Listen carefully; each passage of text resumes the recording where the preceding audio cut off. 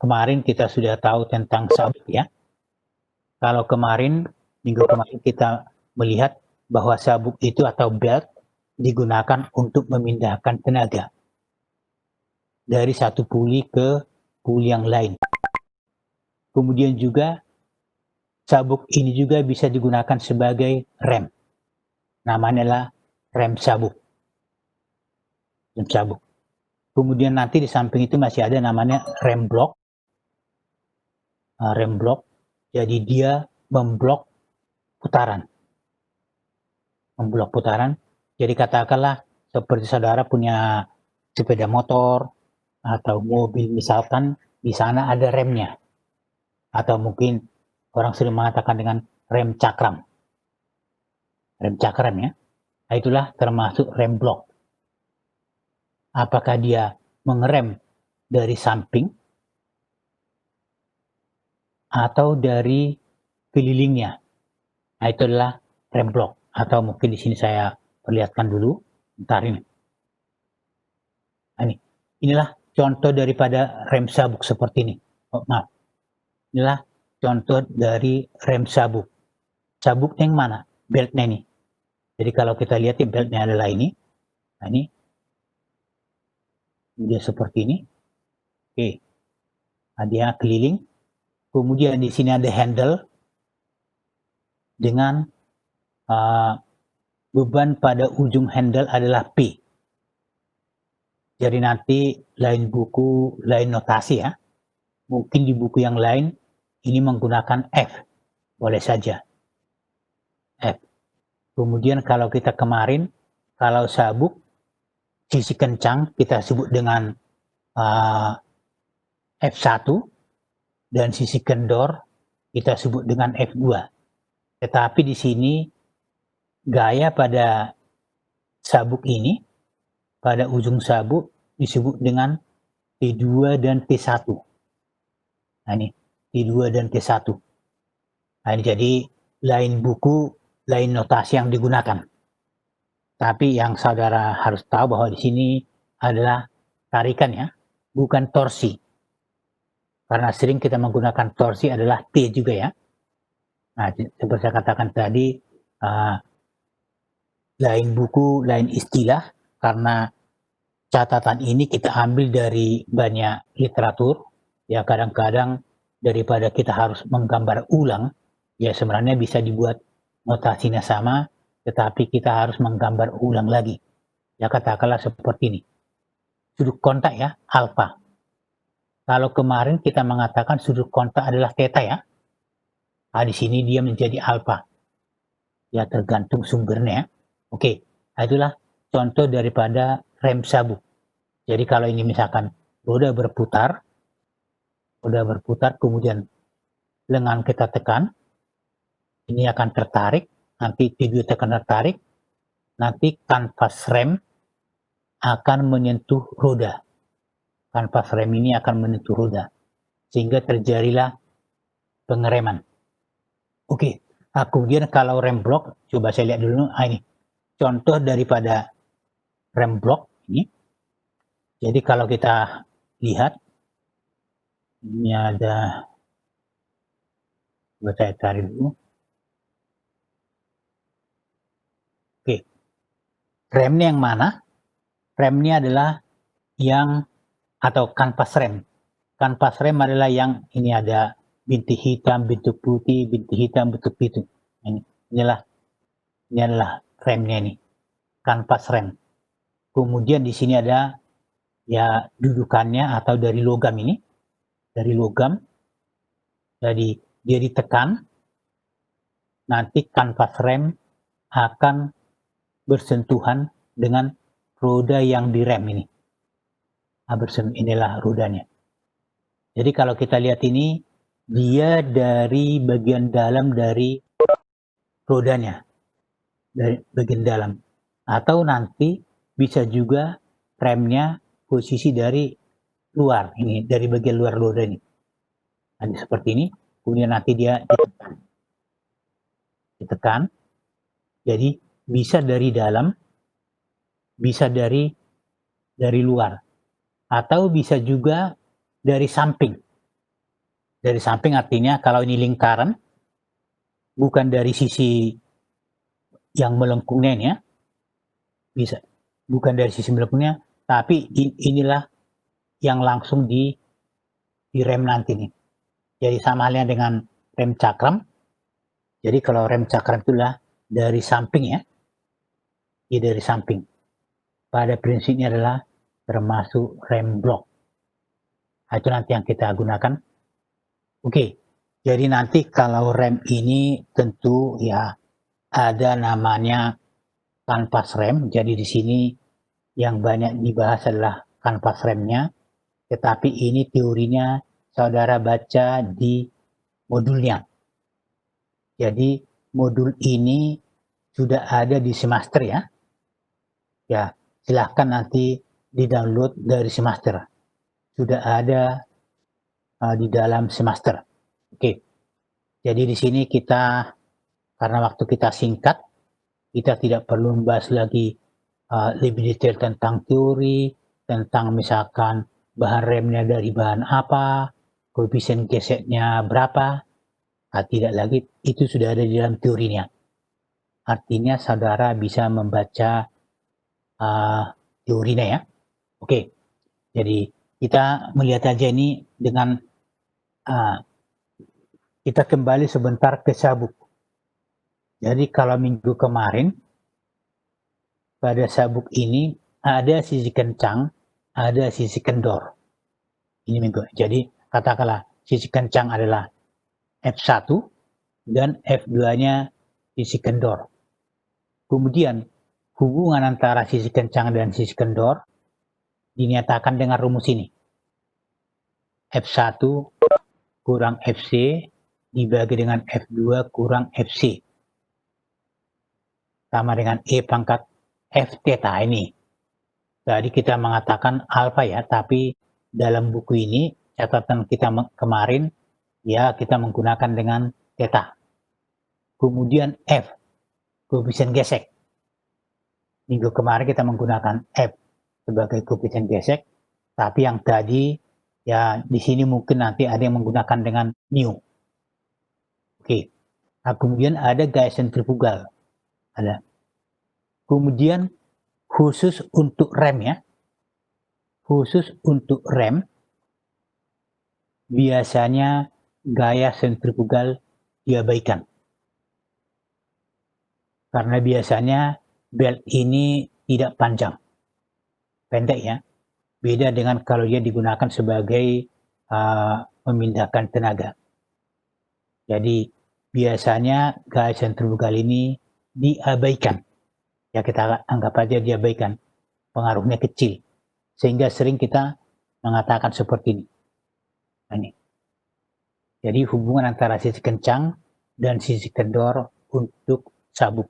Tapi kalau itu adalah untuk misalkan perhitungan sabuk dengan panjang sabuknya, katakanlah bisa panjang sabuknya 1 meter, 2 meter, atau 3 meter atau lebih, ya nanti gaya sentrifugal ada pengaruhnya. Tetapi di sini untuk sementara gaya sentrifugal kita abaikan. Karena biasanya panjang belt ini cukup kecil. Oke. Nah, kemudian di sini kita menggunakan F1 dan F2. Ya, berketepatan ya. Tetapi nanti pada contoh halaman berikutnya kita menggunakan T1 dan T2. Oke. Ini adalah belt. Nah, kemudian ini kenapa F1 per F2? Atau kenapa tidak F2 per F1? Nah, ini F2 per F1. Nah, ini. Kenapa? Karena di sini yang kita gunakan adalah F1 sebagai sisi kencang. Dengan asumsi seperti pada gambar ini, putarannya seperti ini. Putarannya adalah seperti ini. Nah, sehingga sisi kencang adalah F1. Tapi kalau putaran dibalik seperti ini. Putaran dibalik, apa yang terjadi? Ya, F2-nya menjadi sisi kencang dan F1 menjadi sisi kendor. Jadi belum tentu harus F1 per F2 ya, belum tentu. Bisa aja nanti F2 per F1. Tinggal sekarang mana yang sisi kencang. Oke. Nah, kemudian kalau dia yang kita mengatakan tadi adalah belt rata seperti ini. Belt rata. Kemudian belt itu juga nanti bisa dia belt bentuk V. Bentuk V seperti ini. Ini. Nah, kemudian kalau dia bentuk V, di sini ada sudut beta. Atau kita mengatakan dengan sudut V, jadi hubungannya seperti ini. Ada sinus beta. Jadi kalau ini adalah misalkan belt rata, ini betanya adalah 90. Atau kita anggap adalah ini E pangkat F theta per sinus 90. Sinus 90 sama dengan 1. Oke. Nah, ini kalau dia adalah bentuk V. Tapi umumnya untuk rem digunakan sabuk rata. Tapi untuk memindahkan tenaga, katakanlah dari satu puli ke puli yang lain, sering digunakan sabuk bentuk V. Oke. Nah, kemudian hubungannya seperti ini kalau gaya sentrifugal diabaikan. Oke. Dan pada umumnya untuk sabuk nanti gaya sentrifugal tidak diperhitungkan karena jarak antara rem dengan roda yang digerakkan atau lengannya itu dekat sekali. Sehingga tidak sempat belt tersebut dia semacam bergoyang karena dia kencang ya. Oke. Kemudian tenaga dipindahkan adalah F1 kurang F2 dikali dengan V. Nah, ini sisi kencang dikurangi dengan sisi kendor dikali dengan kecepatan. Itulah tenaga. Kalau ini 75 adalah konversi. Konversi dari kilogram atau HP ke kilogram meter per sekon. Oke. Nah, sekarang seperti ini rem sabuk. Ini. Jadi kalau kita di sini gaya sentrifugal kita abaikan atau dianggap nol karena bisa dikatakan ini ya sabuk ini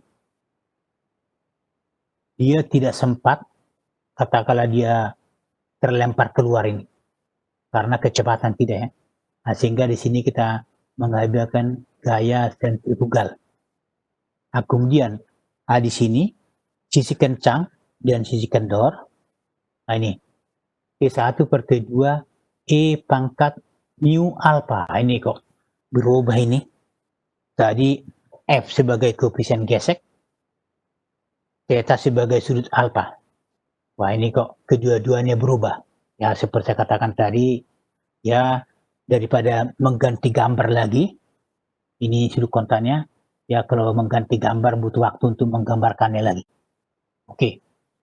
Jadi di sini perbandingan antara sisi kencang dengan sisi kendor. Oke. Nah, kemudian kalau seperti ini, bagaimana cara menentukan yang mana sisi kencang, mana sisi kendor? Jadi, mana sisi kencang, mana sisi kendor? Ini sama dengan kuliah kita minggu kemarin, yaitu sabuk. Sabuk ya. Jadi kalau mau menentukan sisi kencang, sisi kendor, kita lihat arah putaran. Ini arah putaran. Nah, ini. Jadi kalau tidak ada arah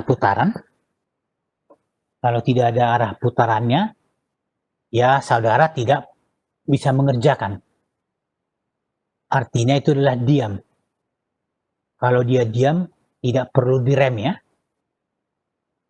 Sama lah dengan sabuk minggu kemarin. Kalau arah putarannya tidak ada, ya kita tidak bisa menentukan mana sisi kencang, mana sisi kendor. Artinya, ya bisa kita anggap itulah diam. Kalau dia diam, berarti tidak memindahkan tenaga. Jadi seperti ini, mana sisi kencang, mana sisi kendor. Jadi kalau kita lihat pada gambar ini putaran seperti ini.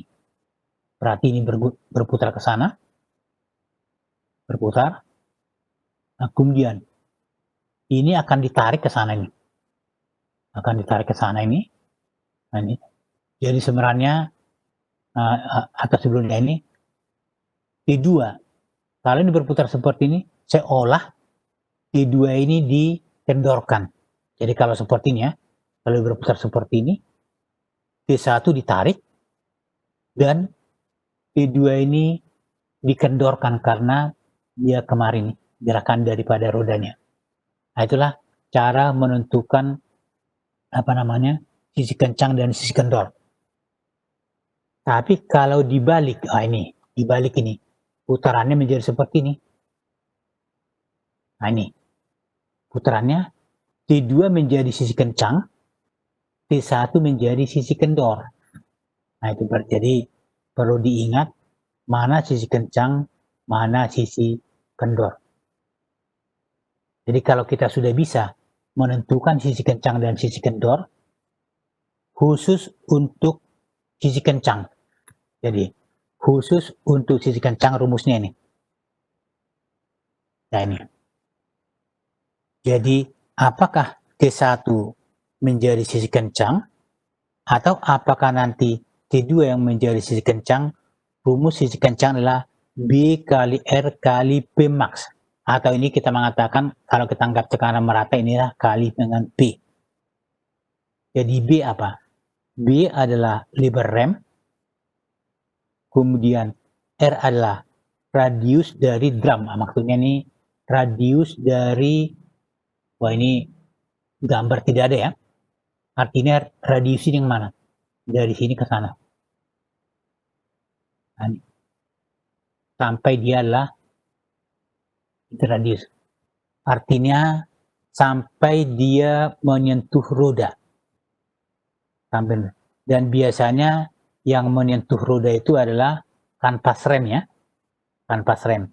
Sehingga digunakan ini dari pusat sampai dia ketemu kanvas remnya ini. Ini adalah kanvas rem ini. Agak tebal sedikit. Sedangkan inilah beltnya sendiri. Kemudian mu koefisien gesek, oke. Alfa adalah sudut kontak. Jadi kalau kita perhatikan pada gambar ini, jadi kalau saya kembali sekali lagi, alfa. Alfa itu yang mana? Nah, kita lihat di sini dia mulai kontak. Kemudian dia berakhir di sini. Oke. Jadi sudut kontak adalah ini. Kalau minggu kemarin kita menggunakan theta ya, ini berketepatan. Di sini dia menggunakan alfa. Kemudian kalau kemarin pada sabuk ada 2 puli, kemudian ada sabuk apakah itu open bulb atau crossing bulb, alfa atau sudut kontak sudah ada rumus baku. Sudah ada rumus baku. Tetapi di sini untuk rem tidak ada rumus baku untuk mencari sudut kontak. Artinya kita jabarkan sendiri atau kita cari sendiri. Jadi kalau pada minggu kemarin tentang sabuk, sudut kontak besarnya berapa, kita sudah langsung ada rumus. Tetapi kalau di sini belum ada rumus yang baku, tapi kita harus cari dulu.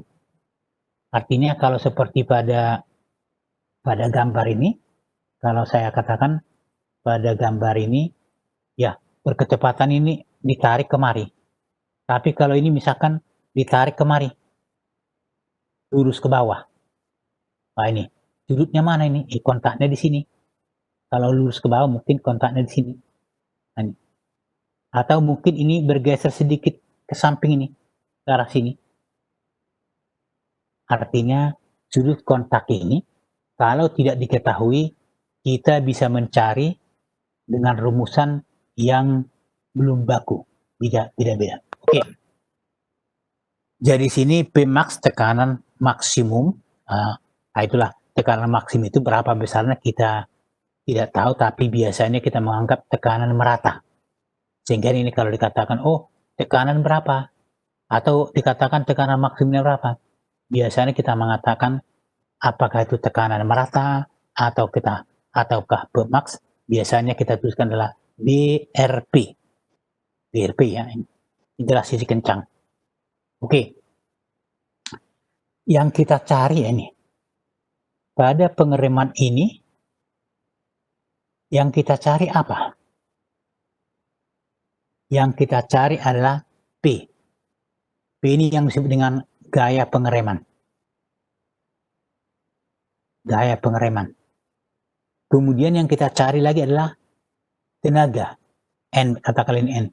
N besar ya. Tenaga pengereman. Atau nanti kita bisa cari adalah torsi pengereman. Jadi biasanya torsi dengan tenaga itu ada kaitannya, tergantung pada putaran. Jadi sama halnya dengan yang kemarin, kita pada saat sabuk, kita mencari tenaga, kita juga mencari torsi. Kemudian kita kemarin mencari panjang sabuk juga, L. Di sini juga kita bisa mencari panjang sabuk ini, mulai dari ujung sini sampai ke sana. Sampai ke sana ini, ya kita bisa mencari panjang sabuk. Nah, ini. Kalau di sini tidak ada rumusnya nih. Kalau kemarin rumusnya sudah ada, panjang sabuk, tapi kalau di sini tidak ada rumus baku, tetapi kita cari berdasarkan gambar tersebut. Kita cari. Jadi yang kita cari apa di sini? Gaya pengereman, kemudian tenaga pengereman, kemudian juga ada panjang torsi pengereman, dan juga bisa panjang sabuk. Panjang sabuk. Nanti kita sama halnya dengan pada poros kemarin, kalau kita mencari torsi adalah sisi kencang dikurangi dengan sisi kendor dikali dengan radius. Di sini juga sama. Nanti torsi adalah sisi kencang dikurangi dengan sisi kendor dikali dengan radius. Kemudian tenaga. Tenaga adalah sisi kencang dikurangi sisi kendor dikali dengan kecepatan. Oke. Jadi di sini kita mau mencari Mau mencari katakanlah mencari P. Ini. Mencari P. Gaya pengereman. Untuk ini di sini ada sendi A. A adalah sendi. Jadi ini kok nggak ada tulisannya sendi ya. Jadi A itu sendi. Artinya apa? Kalau ini kita tekan atau kita angkat, ini artinya dia akan berputar di titik A. Katakanlah, kalau saya tekan ke bawah, nanti T2 ini makin kencang, ini makin kendor. Atau sebaliknya, ini saya angkat ke atas ini, ya ini makin kencang, ini makin kendor. Tapi biasanya untuk pengereman, jadi biasanya ini adalah posisi tanpa mengerem. Jadi nanti kalau dia tanpa mengerem, inilah horizontal, tapi nanti kalau dia mengerem, ini kita tekan. Kita tekan, artinya batang ini akan turun. Tetapi turunnya kecil. Jangan dianggap ini nanti lengannya berputar sampai 20 derajat. Tidak. Hanya kecil saja. Karena dia ditahan oleh T2 maupun T1. Oke. Jadi kalau kita menuliskan sigma momen A sama dengan 0 ini. Nah ini. Sigma momen A sama dengan 0. kita lihat gambar ini, P kali A. P kali A, jadi kita berada di A ini, kemudian kurang T2M2. Mana yang T2 ini? Jadi kalau P saya tekan ke bawah, ini pasti melawan ke atas. Jadi di sini nanti pada belt ini akan ada kejadian seperti ini. Akan ada ini. Akan ada. Jadi dia mengalami tarikan, dia ke atas dan ke bawah. Aksi sama dengan reaksi. Nah, kemudian kalau P saya tekan ke bawah, T2 ini akan melawan. Nah, sehingga dia dikurangi. Kemudian T1 akan, ini saya tekan, ini akan menarik ke sana. Menarik ke sana. Nah, kemudian artinya apa? T1 dengan P saling membantu ini. Saling membantu. Artinya sama-sama positif ini. Sama-sama positif. Nah, kemudian ini kita bisa tuliskan juga ada hubungan antara sisi kencang dan sisi kendor. Jadi kalau kita lihat gambar ini, mana sisi kencang? Lihat putaran. Lihat putaran. Oh, ternyata T1 sisi kencang. Nah, di sini ada hubungan ini. Ada hubungan ini. Nah, kemudian dari rumusan tadi di atas, ya atau kita mengatakan ini, kita mau mencari P kali A. Ini kita pindah ke sana, sehingga muncullah rumusan ini. Dengan cara memasukkan T1 sama dengan T2 kali E pangkat mu alpha, kita dapatkan seperti ini. Nah, sehingga ini nanti P ini ya bisa dicari oke. Nah, itulah cara untuk mencari gaya pengereman. Nah, nantinya kalau kita mau mencari katakanlah torsi, yakni torsi ini kita kasih simbol T. Nah, ini sama dengan sisi kencang adalah T1 kurang T2 dikali dengan radius dari roda. Radiusnya apa ini? Berketepatan di sini tidak ada, inilah R. Inilah R ini. Jadi sama dengan belt yang kemarin, rumusannya kali R. Kemudian kalau tenaga adalah sisi kencang ini adalah T1 T ya, adalah T1 kurang T2 dikali dengan V. V kecepatan. V bisa dicari dari ini. Kalau putarannya diketahui, putaran dari roda diketahui, kita bisa mencari kecepatan keliling. Artinya kecepatan di sini berapa ini? Adalah ya umumnya rumusnya PDN per 60. Nah, itulah kalau kita untuk rem sabuk. Oke. Nah, ini contoh.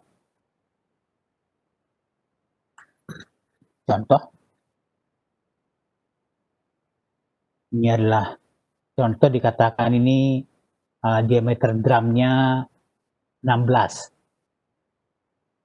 Diameter drum. Ini berketepatan. Halo Mas, ini saya mau tanya dulu. Kalau kita lihat soal ini, oke lah. Syamsul Rijal. Halo Syamsul Rijal.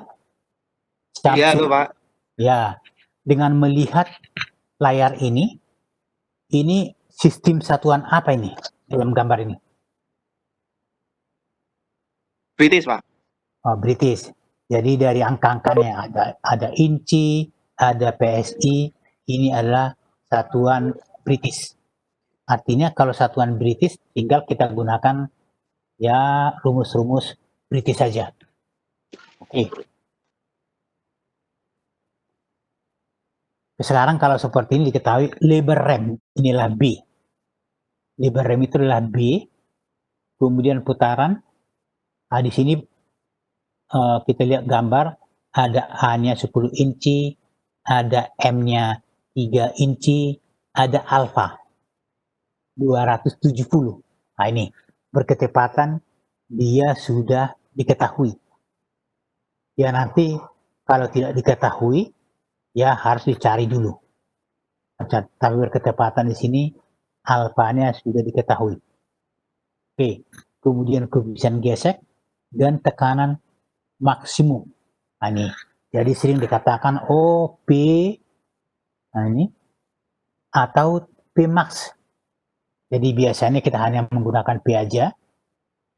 Mungkin P max ini hanya pada satu lokasi tertentu saja. Oke, sehingga kalau kita di sini kita mau mencari sisi kencang dan sisi kendor. Nah sekarang lihat dulu arah putaran. Maaf, arah putaran seperti ini. Berarti sisi kencang adalah P1 dan sisi ini. Ya ini.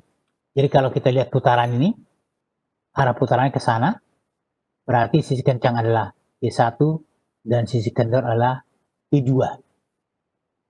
P2. Oke. Nah, kemudian sisi kencangnya adalah BRP max. Nah, ini kita dapatkan ini.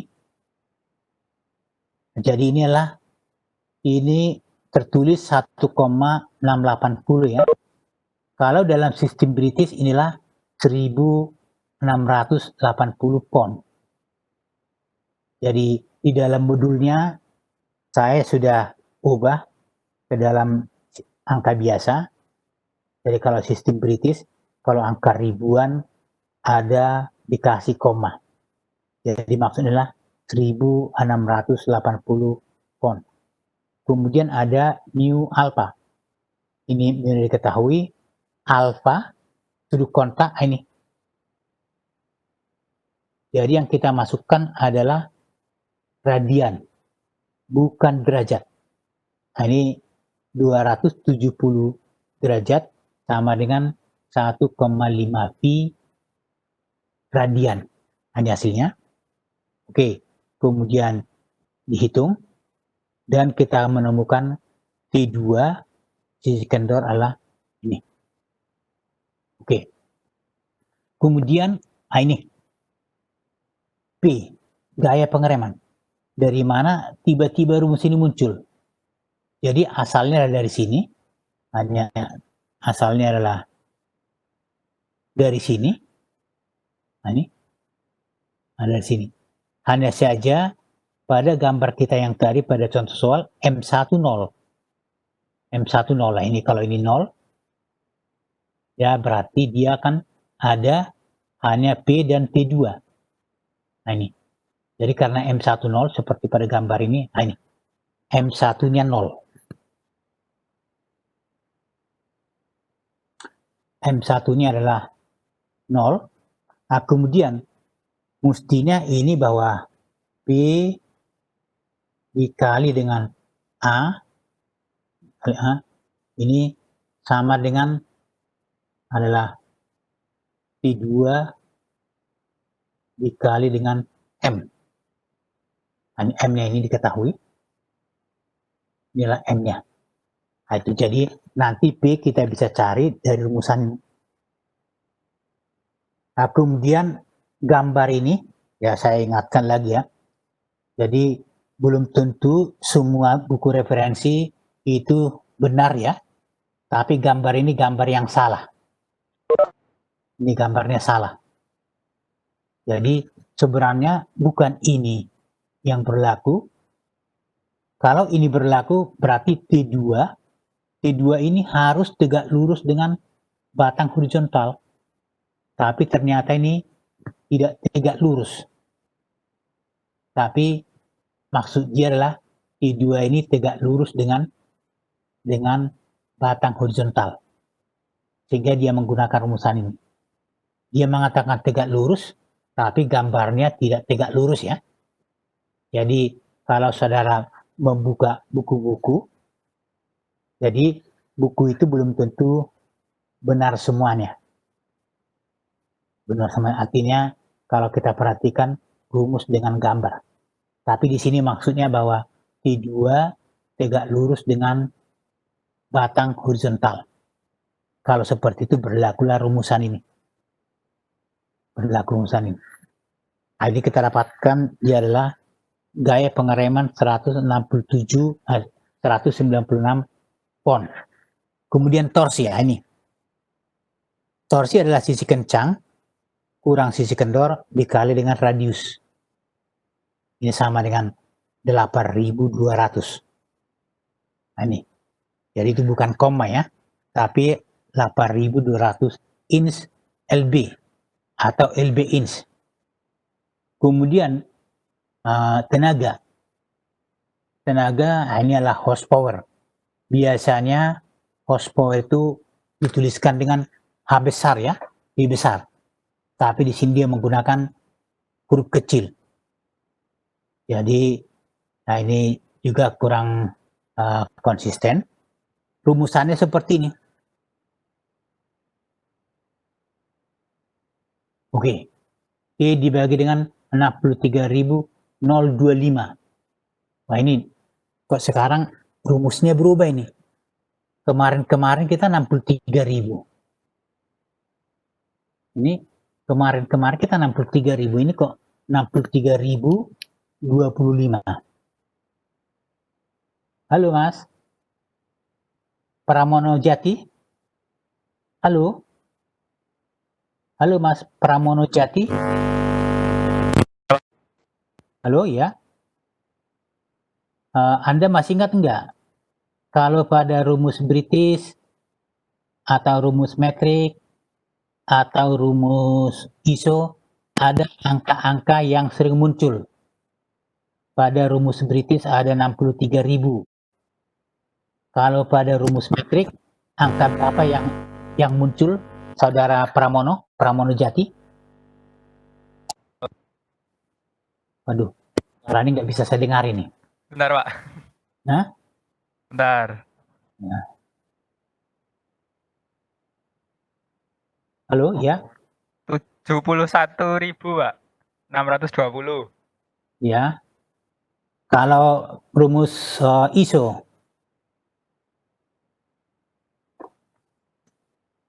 Yang ISO, bentar, Pak.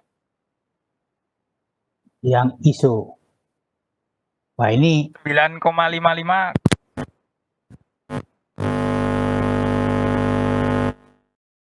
Halo ya?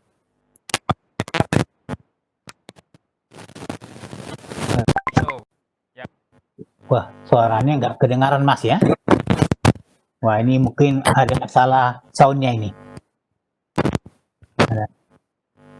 Jadi adalah 9,55 kali 10 pangkat 6. Jadi angka ini ya harusnya sudah familiar ya. Sudah familiar ini. Ini dari LMS 1 kita sudah ada nih. Angka 63.000, angka 71620, angka 9,55 kali 10 pangkat 6. Oke. Jadi selama ini kita menggunakan 63.000. Tetapi di sini adalah 63.025. Jadi sebenarnya rumus yang benar adalah ini. Yang benar artinya kalau dijabarkan akan muncul angka 63.025. Tetapi sering dibulatkan. Supaya lebih gampang mengingatnya, dia dituliskan dengan 63.000. Jadi sering dituliskan adalah 63.000. Karena ada perbedaan 0, sebanyak 25 karena ini kecil dibandingkan dengan 63.000. Sehingga sering kebanyakan buku menuliskan 63.000. Jadi di modulnya saya sudah mengubah menggunakan angka 63.000. Jadi nanti kalau ketemu seperti ini jangan kaget, bahwa itu dia menggunakan apa adanya yang aslinya. Tapi kebanyakan buku hanya menggunakan 63.000. Oke. Itu. Nah, kemudian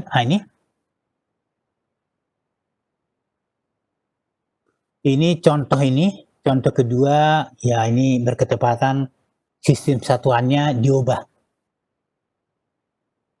Jadi sebenarnya soalnya sama, hanya sistem satuan yang digunakan menjadi ISO. Ini ada katakanlah ini milimeter, ada milimeter, ada RPM, ada MPa, itulah satuan ISO. Jadi cara mencarinya sama dengan yang tadi, dilihat dulu sisi kencangnya mana. Kalau mau melihat sisi kencangnya, lihat putaran. Nah, lihat putaran. Dengan cara yang sama yang tadi, ini adalah sisi kencangnya adalah 7.500 Newton. Atau yang dikatakan dengan tike size. Tike size ini maksudnya sisi kencang. Jadi tike size adalah sisi kencang. Nanti di sini ada slack side adalah sisi kendor. Sisi kendor. Oke. Dengan cara yang tadi sama, ini sudah diketahui. Kemudian sisi kendornya, nah, sisi kendornya adalah T2 ini ketemu. Kemudian torsi pengereman ada, dan tenaga pengereman. Jadi ini adalah 19,2 kilowatt. Nah, ini 19,2. Jadi langsung dituliskan KW. KW ini berapa? Adalah ini. Nah, kemudian nanti gaya pengereman juga yaitu P bisa dicari dengan cara yang sama dengan yang tadi. Ya, berketepatan di sini mungkin tidak dicari nih. Ini berketepatan tidak dicari. Kalau tadi sana gaya pengereman dicari, ini ada. Tapi berketepatan di sini tidak dicari, ya kita bisa mencari dengan menggunakan rumus yang sama tadi. P2 kali M dibagi dengan A. Oke. Ini sudah ada yang mendownload materinya di semester.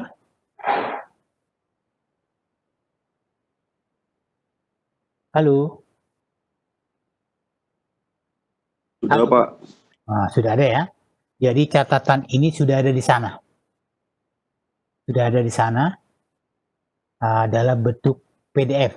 Tadinya saya tulis MS Word, saya konversi ke PDF. Nah, silakan dilihat sana. Nah, sekarang kalau kita kalau langsung dikasih latihan soal, rumusnya belum tahu ya. Oke, nah, ini oke. Atau saya lihat dulu ini.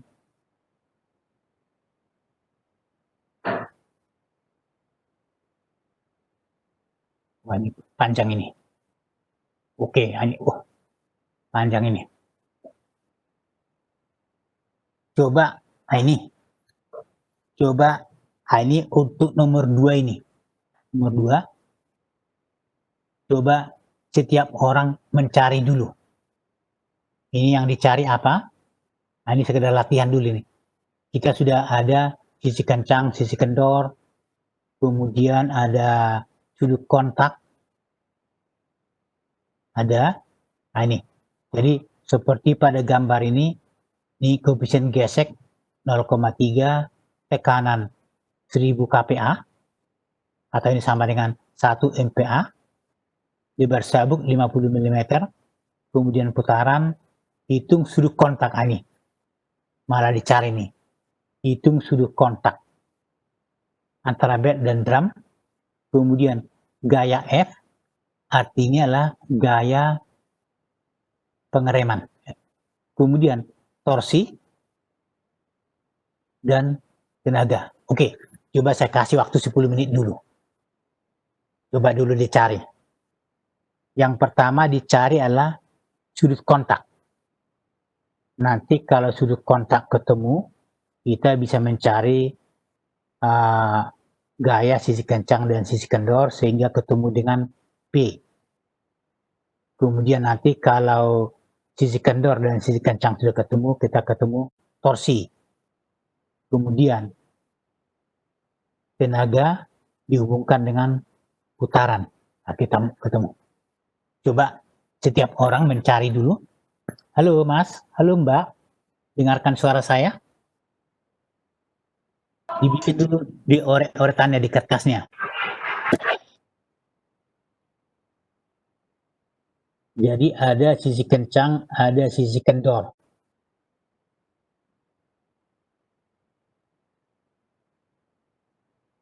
Oke, nah ini sambil dikerjakan, saya mau tanya dulu ini. Ini saudara Ahmad Gustari. Halo Mas Ahmad Gustari.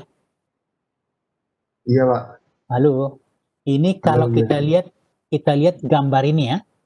Iya. Kalau kita lihat gambar ini, nah ini ada bel seperti ini. Katakanlah, nah ini ada sisi-sisinya ini. Di sini ada. Nah ini, dan di sini ada gaya tarik. Yang mana sisi kencang? Yang terhubung langsung dengan engselnya. Oh inilah sisi kencangnya. Oke. Nah ini katakanlah ini gunakan dengan T1 ya, boleh saja. Atau mungkin nanti ada yang menggunakan F1, boleh saja. Ini T2. Nah T2 ini. Nah kemudian kalau T1 dan T2 ketemu ya dengan rumusan yang tadi kita bisa mencari gaya, bisa mencari torsi, bisa mencari tenaga. Berarti yang butuh waktu adalah mencari sudut kontak antara bel dengan drum. Ya coba dihitung dulu. Coba dihitung, setiap orang menghitung berapa sudut kontak. Berapa sudut kontak?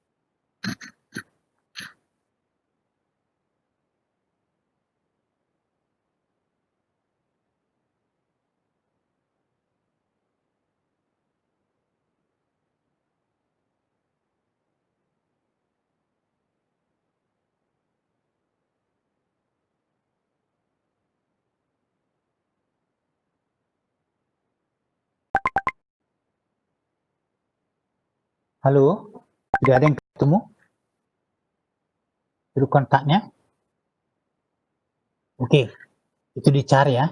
Artinya saya menunjukkan bahwa sudut kontak itu belum tentu ada rumus baku. Jadi kalau tidak diketahui, kita harus mencari dulu. Dalam kasus ini belum ada rumus baku mana yang pas digunakan. Beda dengan yang minggu lalu, kalau ada dua buah puli dihubungkan dengan sabuk, apakah itu cross belt atau open belt, sudah ada langsung rumusnya.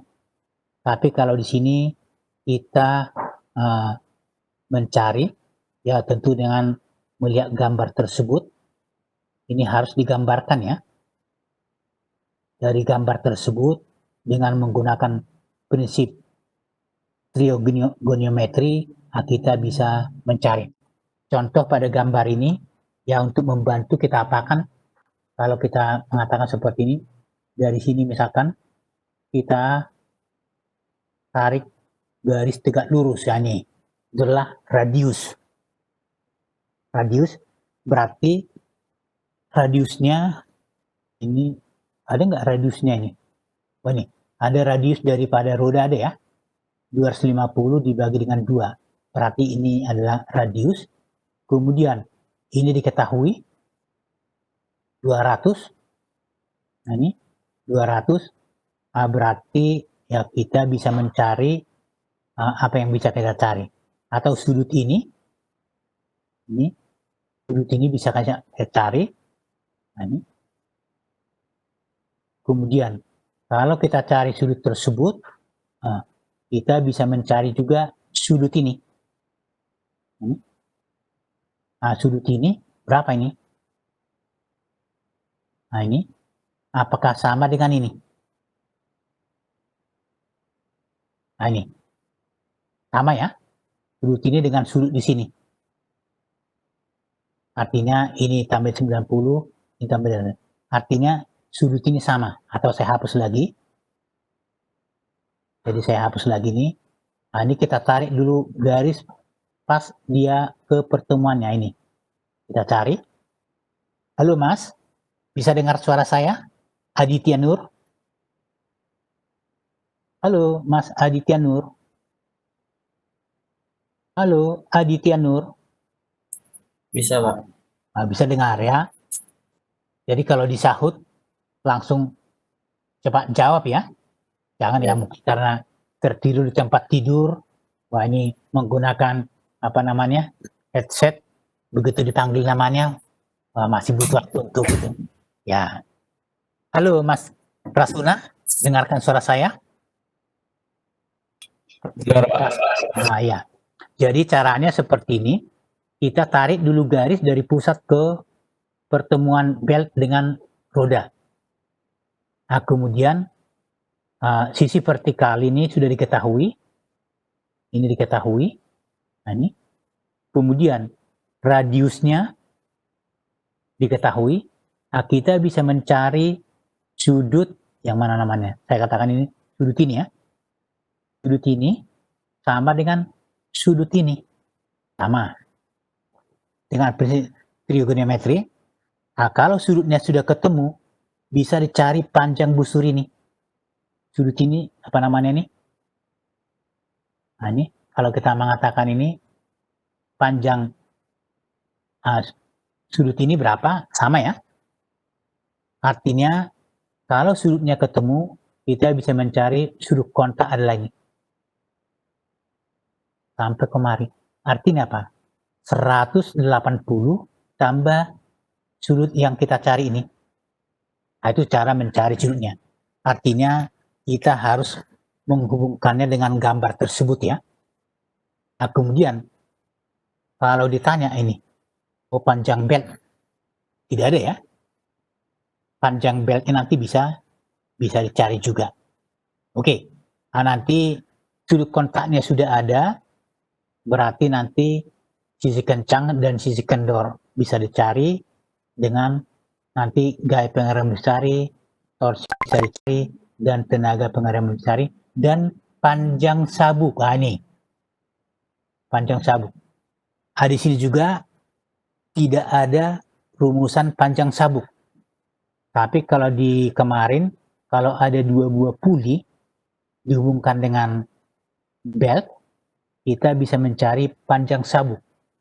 Tapi kalau ini tidak ada rumus yang baku. Artinya apa? Kita cari berdasarkan gambar tersebut. Oke. Nah, demikian juga ini juga nanti bisa, kemudian yang di bawah juga ini bisa. Oke. Nah, itu caranya ya. Oke lah. Kita lanjut sekarang ke rem block. Nah, kita lanjut ke rem block. Ini. Nah, kita lanjut ke rem blocknya aja dulu. Mana nih? Yang muncul ini.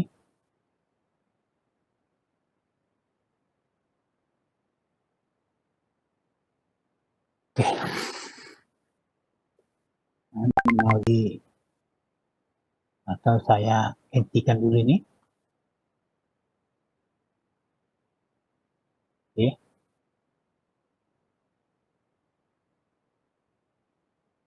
Oke, saya coba mencari untuk rem block tadi. Ya.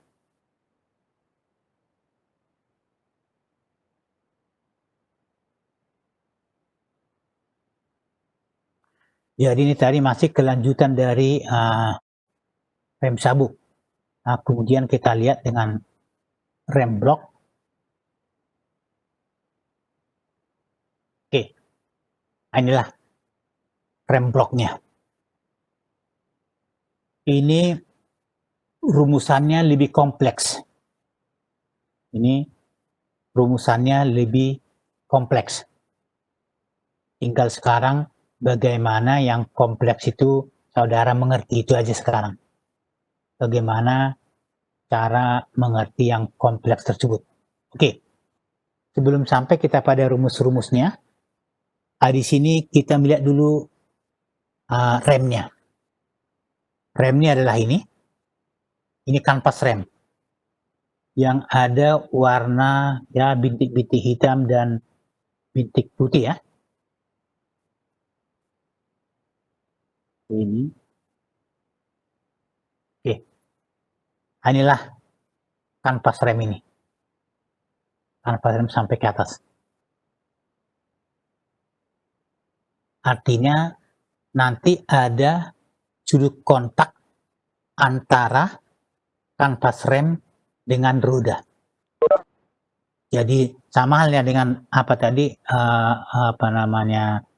sabuk ataupun dengan rem sabuk, ada sudut kontak antara sabuk dengan roda. Di sini juga sama. Jadi kalau kita lihat di sini pada gambar ini ya, kita lihat di sini sudut kontaknya adalah theta 2. Theta 2 ini dalam gambar ini adalah theta 2. Artinya kalau kita tekan dengan gaya F ini, nanti akan terjadi kontak antara kanvas rem dengan roda. Jadi kanvas rem itu adalah bagian daripada rem. Artinya apa? Kanvas remnya melekat pada, katakanlah kalau kita mengatakan yang hitam itu adalah lengannya. Ini kita katakanlah itu lengan. Ya. Jadi kanvas rem itu adalah bagian daripada rem. Nah, kemudian kalau dia adalah rem seperti yang tadi, kita mengatakan kalau di sini ada ini sendi. Ini sendi. Juga di sini ada sendi. Sendi ini apa? A. Jadi nanti kalau F ditekan atau ditarik ya, jadi nanti kalau dia ditekan terjadi pengereman, kalau dia ditarik berarti tidak terjadi pengereman. Nah, kemudian di sini ada C. Sekarang C itu apa? C itu adalah jarak dari pusat roda ke sendi A. Jadi pusat roda kita katakanlah O. Biasanya diambil O pusat rodanya, kemudian dari O ke A diambil C. Nah ini, jadi kalau nanti saudara menggunakan buku yang berbeda, nanti notasinya akan beda-beda. Ya, katakanlah kalau di dalam buku Sigli, ini menggunakan A dia, A kecil. Tapi kalau di dalam buku MF Sport dia menggunakan C.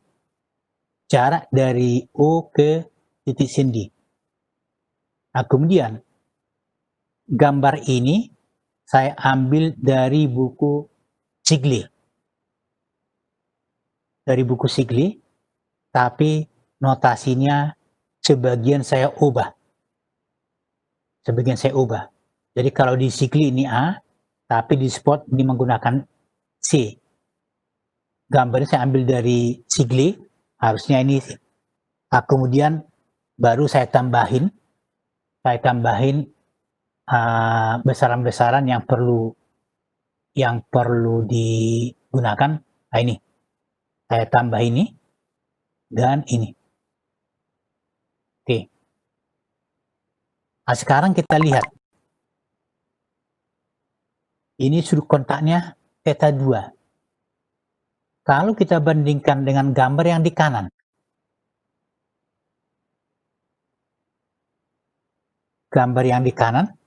coba kita lihat ini. Sini ini. Jarak dari pusat ke titik A. A itu sendi. Kemudian kita memperhatikan sudut kontaknya yang mana. Jadi di sini, di daerah ini tidak kontak ini. Kontaknya baru dari sini sampai berakhir di sini. Nah ini. Artinya apa? Tidak dimulai dari titik A.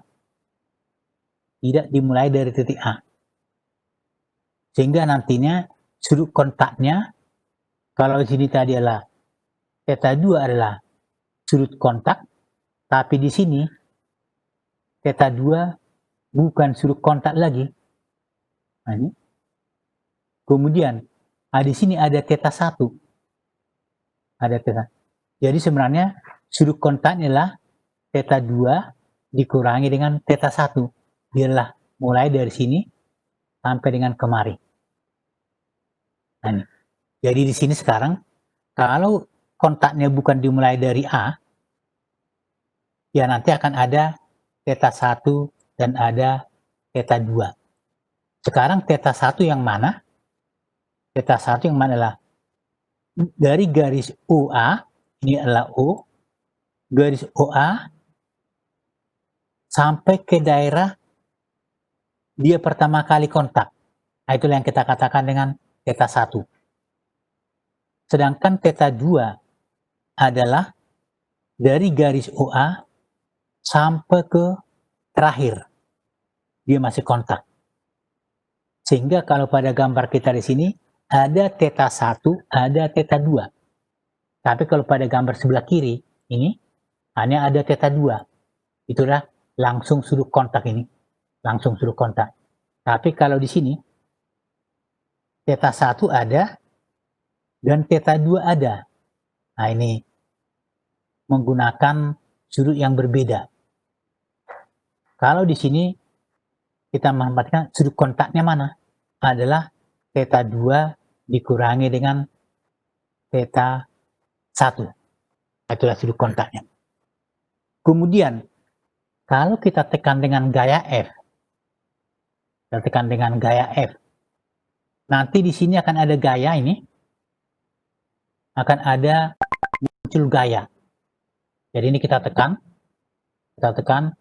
di sini ada gaya, dan ini gaya ini adalah sekeliling rem. Sekeliling rem. Kalau saya ini hapus lagi supaya kelihatan. Oke. Jadi kalau F saya tekan, akan ada kontak di sini. Sepanjang ini. Hanya akan ada kontak. Kemudian, kalau saya ambil sembarang sudut ini, itu adalah theta, sembarang sudut. Nah, ini di sini akan ada gaya. DN adalah yang tegak lurus dengan permukaan di daerah tersebut. Kemudian F kali DN adalah gaya gesek. Jadi kalau DN adalah gaya normal, kemudian FDN adalah gaya gesek. Ada gaya gesek karena ini berputar. Ini berputar ya. Jadi begitu F ditekan, muncul gaya normal dan muncul gaya gesek. Gaya gesek apa? FDN. Nah, sekarang kita lihat dn-nya mana ini? Itulah dn. dn adalah PBR d theta. D theta. Nah, kemudian ada hubungan P dibagi dengan sinus theta sama dengan PA dibagi dengan sinus theta A. Ini maksudnya seperti apa itu? P adalah tekanan secara umum, tapi kalau PA adalah tekanan maksimum. Adalah tekanan maksimum. Jadi kalau ini ada panjang, ini ada tekanan, kita tidak tahu di mana tekanan maksimum. Mungkin di sini, mungkin di sini, mungkin di sini, mungkin di sini. Tapi kita tidak tahu. Tapi dikatakan sudutnya lah theta A. Jadi kalau theta A-nya di sini, theta A di sini berarti PA-nya lah di daerah ini. Jadi ada hubungan tekanan sesaat P dengan tekanan maksimum. Tinggal sekarang PA itulah tekanan maksimum di mana posisinya. Dialah sudutnya theta A. Nah, ini ada rumusan seperti ini. Kemudian kita bisa mencari tekanan sesaat ini. Nah, kemudian rumusan ini kita bisa masukkan ke P ini. PP. Nah, kemudian muncullah seperti ini. Nah, itulah dn-nya. Itulah gaya normal. Gaya normal. Kemudian nanti kalau gaya gesek adalah FDN. Gaya geseknya. Oke. Nah, kemudian kalau kita mau mencari momen, jadi nanti momen di titik A. Ya nanti kita bisa tuliskan sigma momen di A sama dengan 0. Misalkan. Nanti akan ada gaya kemari. Kemudian ada gaya kemari. Nah ini. Kemudian ada gaya F. Nah itu nanti ada momennya seperti itu. Jadi di sini kita mencari FDN. Itu gaya dikali dengan radius ini. Itulah momennya terhadap titik A. Jadi kalau kita mengatakan apa nama, maaf ini dn, ini dn ya, maaf terbalik. dn kali jaraknya terhadap titik A adalah namanya momen. Kemudian kalau FDN ini jarak terhadap A adalah R kurang C sinus theta. Nah, itulah momennya. Kemudian F menimbulkan momen adalah F kali jaraknya titik A adalah L ini. Kalau kita mau menuliskan apa namanya sigma momen A sama dengan 0. Jadi ada gaya normal ini, dan ada karena gesekan. Nah ini ada dn dikali dengan radius. Sehingga nanti ini untuk mencari n total, sebenarnya n total itu adalah gabungan dari ujung sampai ke ujung. Itulah gabungannya. Kalau dn total. Kemudian nanti fdn total adalah gabungan dari ujung ke ujung. Nah, ini. Oke. Nah, inilah dia. Jadi kalau ini MF, momen ini. Inilah adalah momen, berarti adalah gaya kali jarak. Gayanya berapa? Adalah F kali dn. Itulah dn. Itu gaya. Kemudian radiusnya atau jaraknya adalah ini. Jaraknya adalah ini. Jadi kalau kita kembali pada rumus tadi ini adalah ini. Jadi kalau kita mencari F ya, gaya ini adalah kali ini. Oke. Nah ini dengan masih integral. Theta bergerak dari theta 1 menuju theta 2. Kenapa? Theta 1 menuju, karena dia kontak mulai theta 1 atau saya hapus dulu ini. Dia mulai kontak, mulai theta 1 ini, sampai dengan theta 2. Sehingga integralnya dari theta 1 menuju theta 2. Nah, ini diintegralkan. Tentu saudara sudah mahir cara mengintegralkan ya. Sudah mahir. Nah, ini angka inilah konstan, muncullah ini. Nah, ini integral sinus theta R kurang C cos theta di theta. Atau mungkin rumus biasa integral sinus X kali R kurang C cos X dx. Nah, ini. Nah, ini hasilnya berapa? Hasilnya adalah ini setelah dimasukkan theta 1 dengan theta 2. Hasilnya ini. Oke. Nah, itu panjang. Itulah momen yang diakibatkan oleh gaya gesek. Jadi di sini ada F, itulah friction. Inilah friction. Jadi kalau kita lihat dari gambarnya ini, F dn mempunyai jarak ini R kurang C sin theta pada sinus theta ini, pada sinus theta ini. Tapi sebenarnya yang kita gunakan adalah sekeliling ini. Mulai dari theta 1 menuju theta 2 sehingga kita menggunakan integral. Nah, ini. Nah, sekarang di sini ada batasan. Ini batasan sigma M. Waduh, ini theta M. Wah, ini agak beda nih. Tadi di sini menggunakan theta A. Jadi ini kembali saya ingatkan, ada buku yang menggunakan theta A, ada buku yang menggunakan dengan theta M. Jadi itu sama. Jadi ada buku yang menggunakan theta A dan ada buku yang menggunakan theta M. Ya, berketepatan di sini ya saya mengambil dari theta M-nya. Jadi ini adalah theta M. Nah, di sini theta M sama dengan theta 2 bila theta 2 lebih kecil dari 90 atau sama. Kemudian theta M sama dengan 90 bila theta 2 lebih besar dari 90. Maksudnya yang mana? Jadi maksudnya yang mana? Kalau theta 2 ini lebih besar dari 90, jadi theta 2 diukur dari garis horizontal. Kalau ini sudah lebih besar dari 90, nanti theta M ini adalah 90. Tapi kalau ini, katakanlah seperti ini theta 2 ini, theta 2 lebih kecil dari 90.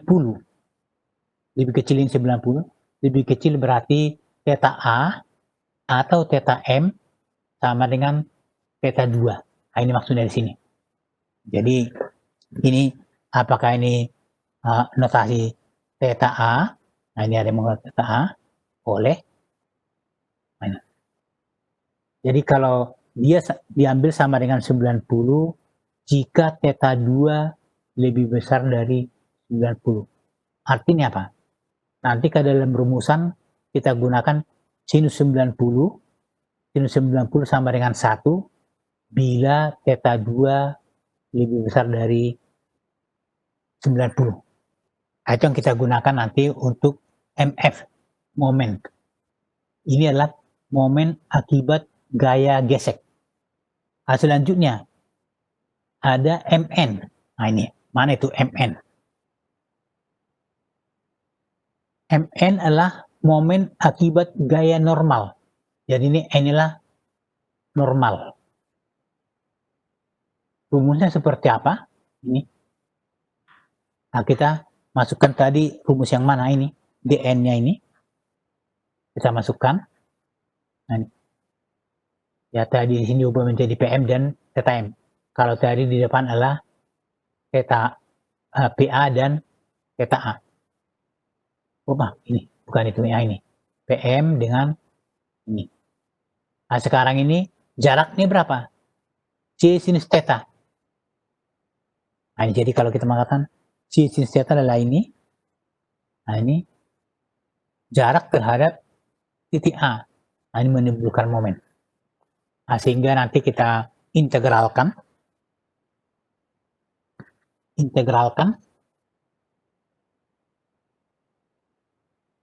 sehingga kita integralkan akan ketemu seperti ini. Oke, seperti ini. Dan setelah integralkan, integral sinus pangkat 2 theta d theta. Nah, ini saudara sudah diajari matematika ya. Jadi kalau ada integral sinus kuadrat x dx, hasilnya seperti apa? Nah, nanti dia adalah theta per 2 kurang sinus 2 theta per 4. Nah, kemudian setelah dimasukkan harga batas, muncullah rumus ini. Nah, muncullah rumus tersebut.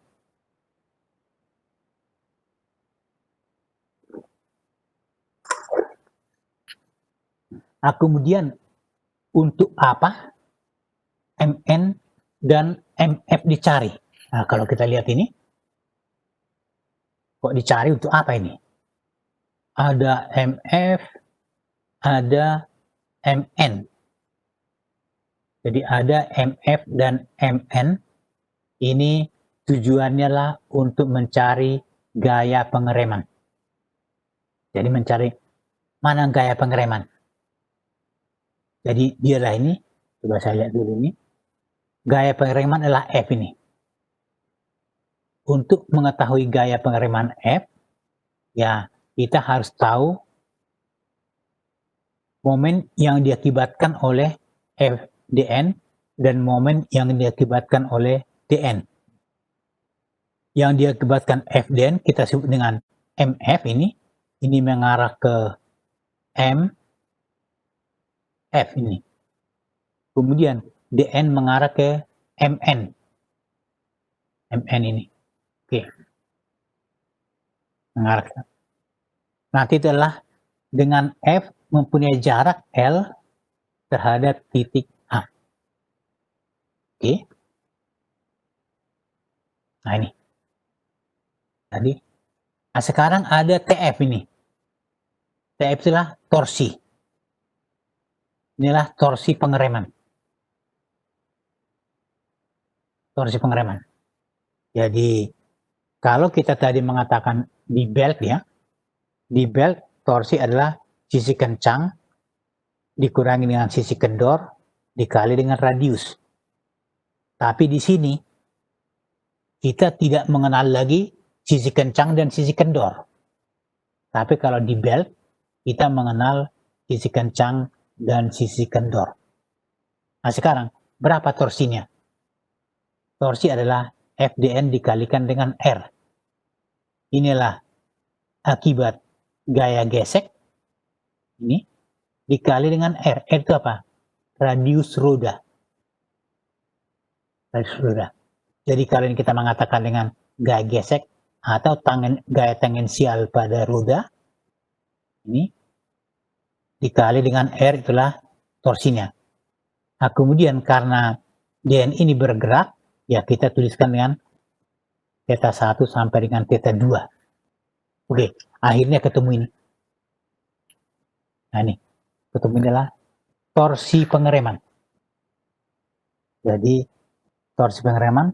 Dan selanjutnya, kalau ada torsi, kita bisa hitung tenaga pengereman. Ada di sini. Dari untuk metrik, kritis, dan ISO. Kita bisa mencari tenaga N besar ini. N besar ya. N besar dan N besar. Jadi kalau kita perhatikan rumusan ini, kita perhatikan rumusannya panjang ya. Cuman sekarang bagaimana cara mengingatnya ini. Nah ini. Bagaimana cara mengingat rumus yang panjang ini.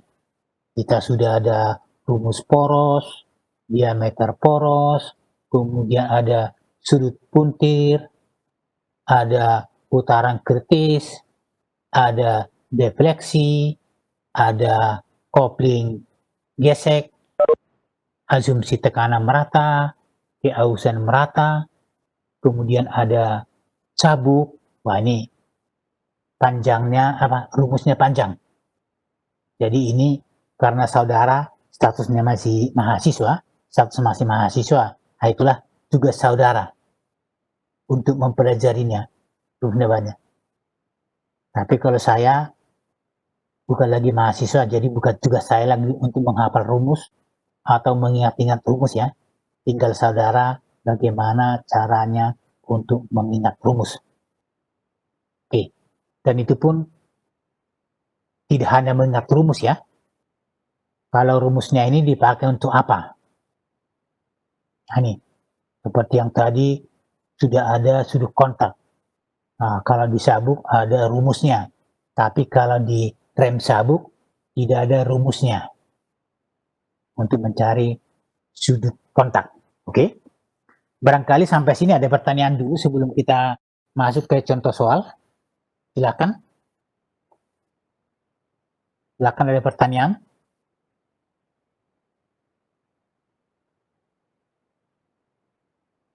Saudara Afrizal dulu. Ada pertanyaan? Afrizal. Halo. Ya, gimana? Ada pertanyaan? Halo. Halo, iya.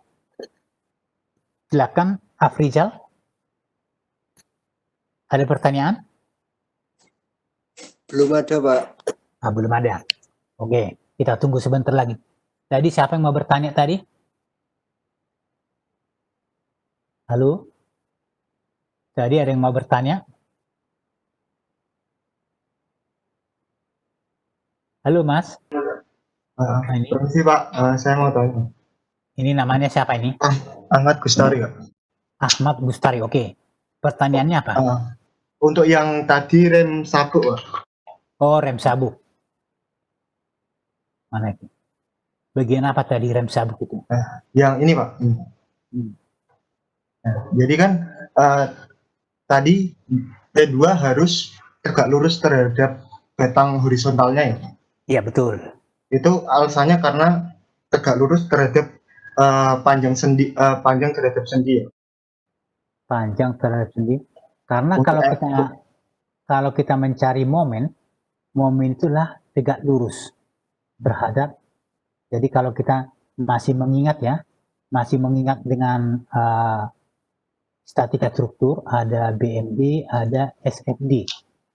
Kalau kita mau mencari momen, sigma momen di TA ada F1 kali jaraknya. F1 itu kan tegak lurus dengan batang itu. Jadi kalau kita mengingat kembali seperti ini ada tumpuan seperti ini, kemudian ada gaya seperti ini.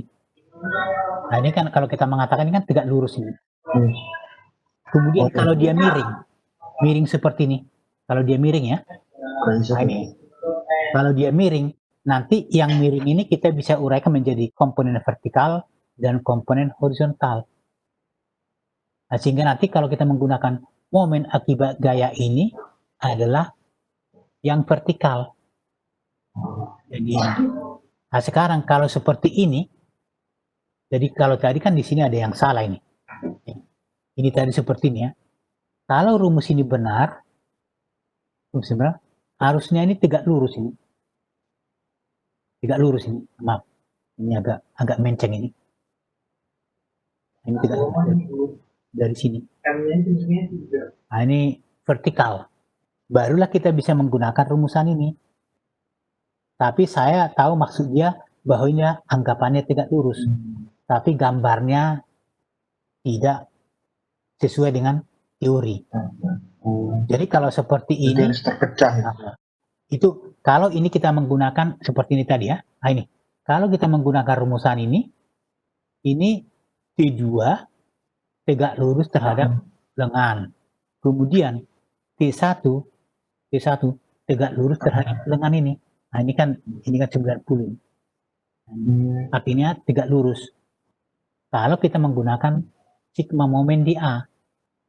Tapi kalau dia miring seperti ini tadi, miring seperti ini, ya berarti kita uraikan dulu yang vertikal ini, kemudian kita uraikan yang horizontal.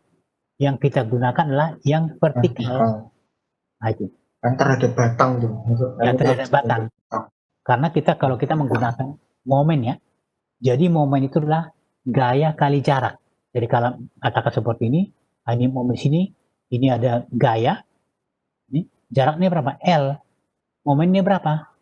Misalkan ada cantilever, adalah F-nya dikalikan dengan jaraknya. Jadi ini tegak lurus.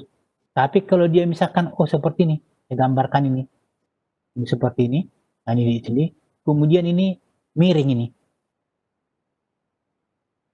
Miring. Nah, kalau dia miring seperti ini, katakanlah F ini, berapa momen terhadap titik A? Katakanlah ini A ini. Ya, ini kita bisa perpanjang.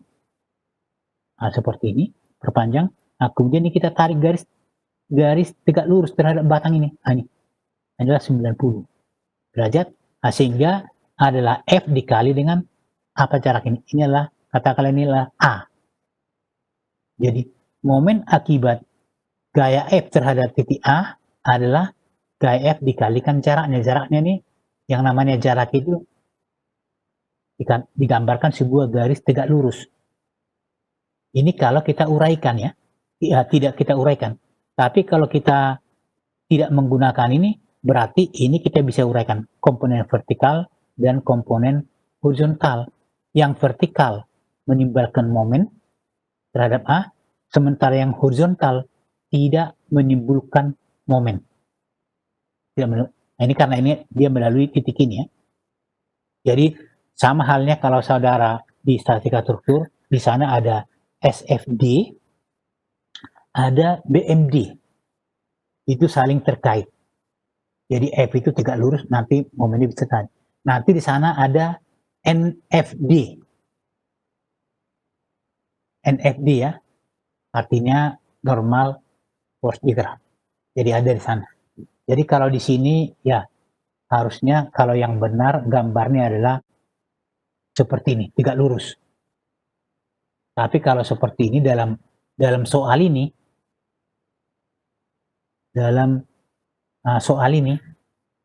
sebenarnya rumusan ini tidak berlaku.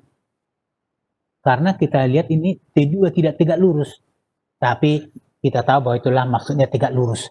Hanya cara penggambarannya tidak benar. Nanti kalau digambarkan tegak lurus seperti ini ke bawah, tegak lurus, berarti sudut kontaknya bukan 270. Nah ini, bukan 270 lagi, tapi lebih kecil dari 270. Oke, nah itu maksudnya. Jadi dia harus tegak lurus. Oke? Bisa dimengerti saudara Gustam tadi? Berarti harus tegak lurus terhadap batangnya. Berarti nggak bisa langsung ke tegak lurus terhadap M itu ya? Jadi kalau kita menggunakan apa namanya ini? Jadi kalau ini digambarkan miring, kalau dalam soalnya miring, tapi kalau ditanya gaya pengereman, ya ini kita uraikan menjadi komponen vertikal dan komponen horizontal. Nah, seperti ini. Yang kita gunakan adalah kalau kita mau mencari P, berarti sigma momen di A sama dengan 0, berarti ini adalah katakanlah T2 absen, inilah T1, berarti yang kita pakai adalah T2 absen, bukan T2. Bukan T2. Tapi dalam kasus ini dia menganggap bahwa T2 itu adalah tegak lurus dengan batang. Tapi dia menggambarkan tidak tegak lurus. Artinya ada kesalahan dalam penggambaran. Nah, ini katakanlah seperti tadi. Nah, kalau seperti ini, ya ini memang tegak lurus ini. Dan ini juga tegak lurus. Ya, kalau tegak lurus berlakulah rumusan ini. Sigma momen A sama dengan 0. Oke? Nah, itu diingat ya. Jadi tegak lurus. Jadi yang benar adalah tegak lurus. Tapi kalaupun dalam gambar ini dia tidak menggambarkan tegak lurus, itulah yang saya katakan tadi.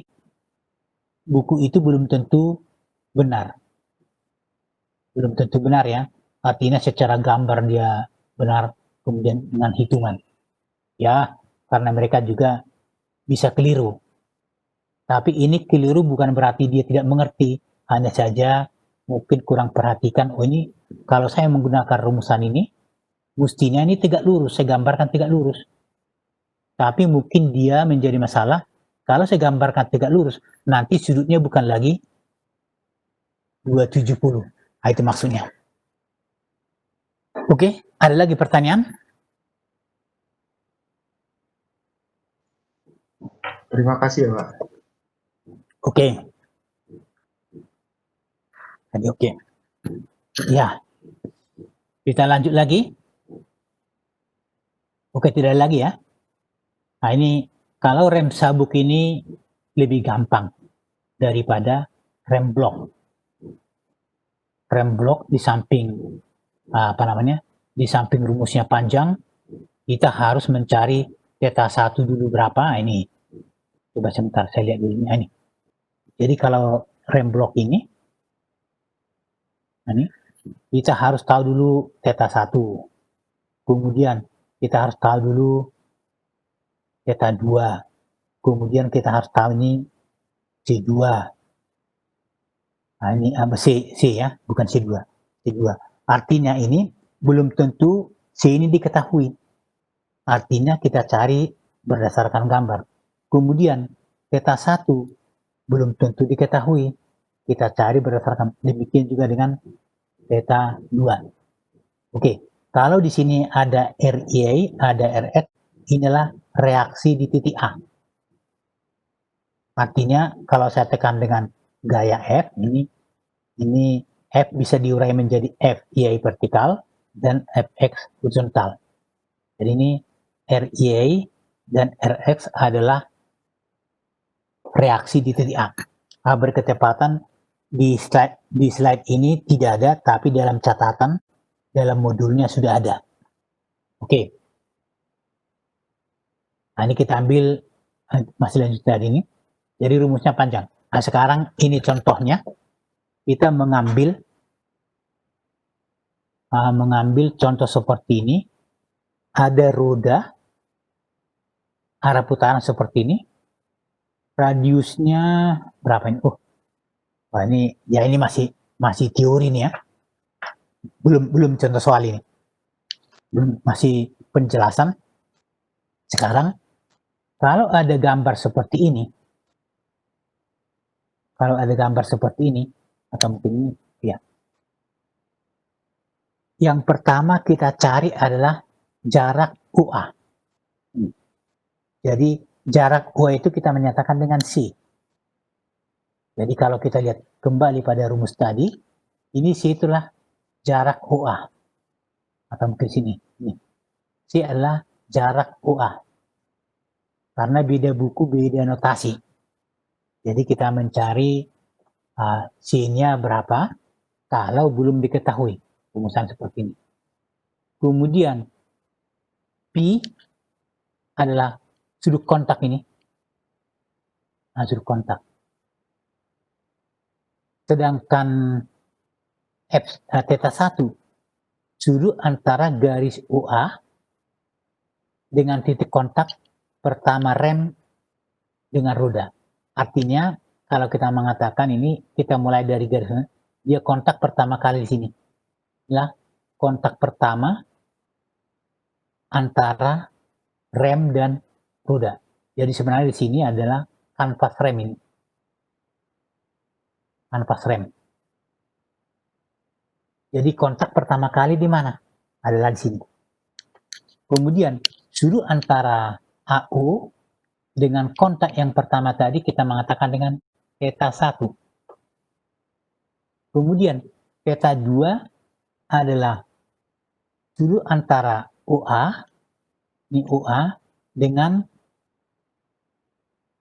kontak terakhir dari remnya. Nah, ini kontak terakhir dari remnya ini.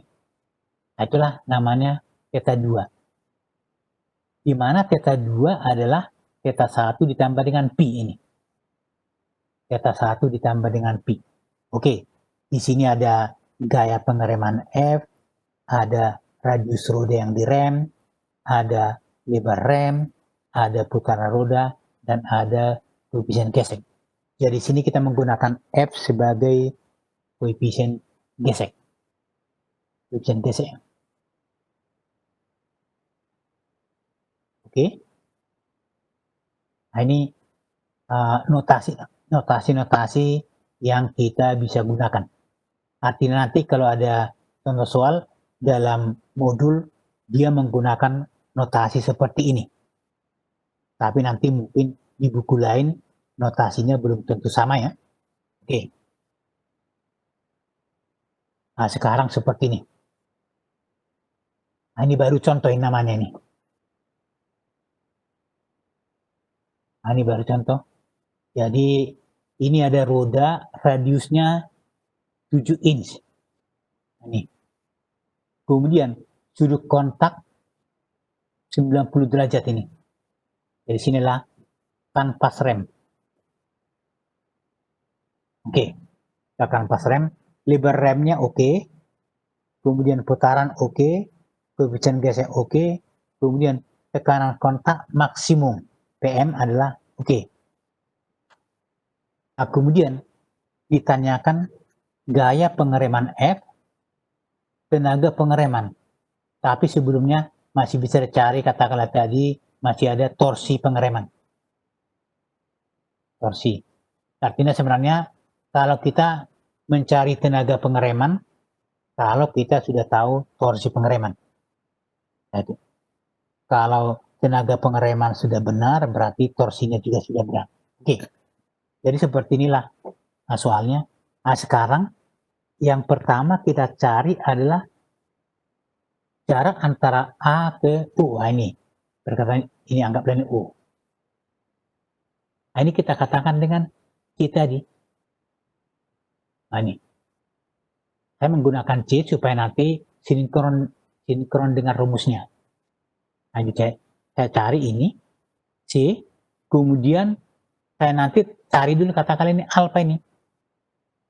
Alfa kita ini diketahui, panjang ini diketahui, ya kita bisa cari alfa. Alfa ini bisa tahu sehingga ini theta 1 kita bisa tahu. Theta 1. Nah, ini. Yaitu prosedurnya jadi sama halnya dengan ini contohnya ini.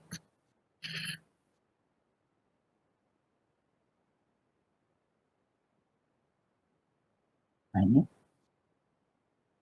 Oke. Jadi gambarnya seperti ini, ada jarak OA. Nah, ini. Kemudian C. Nah, ini ada diketahui E, ada A. Nah, ini sama dengan inilah 1, 1, 7. Nah, kemudian C di akar ketemu lain. Nah, ketemu. Nah, sekarang theta. Theta sama dengan 90. R7 B-nya ini, sedangkan L besar adalah A tambah dengan L kecil. Oke. Kemudian ini alfa. Alfa itu adalah tangen min 1 dari E per A. Nah, ini ketemulah dia adalah 33,69. 33,69. Oke. Nah, sekarang theta 1 adalah 45 kurang alfa. Nah, sekarang yang 45 itu yang mana? Ini. Nah, ini. Yang mana ini? Ditanya ini.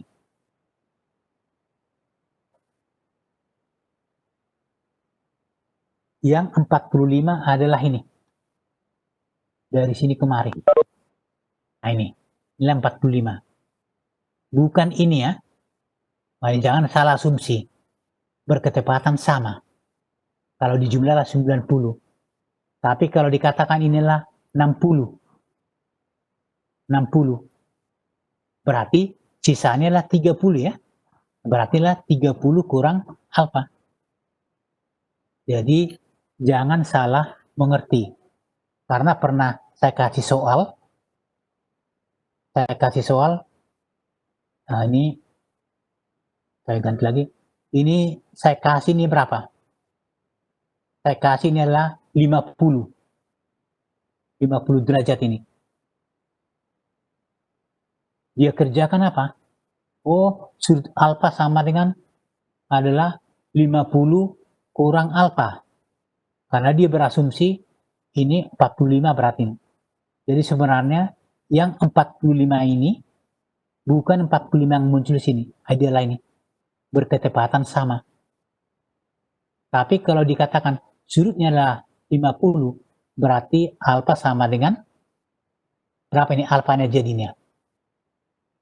Alfa sama dengan berapa? Theta.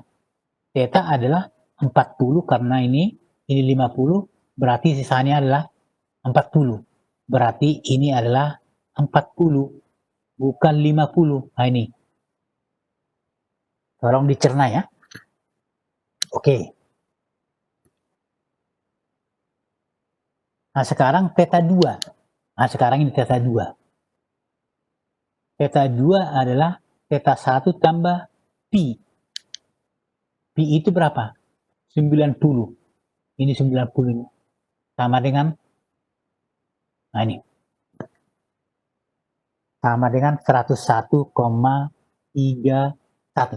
Nah sekarang, theta 2 lebih besar dari 90. Kalau lebih besar nanti theta M-nya sama dengan 90. Theta M sama dengan adalah 90 derajat. Oke, nah inilah contohnya. Nah ini tadi dari sebelah tadi, theta 2 lebih besar dari 90 sehingga theta M sama dengan 90. Theta 1, mana theta 1 ini? Theta 1 ini.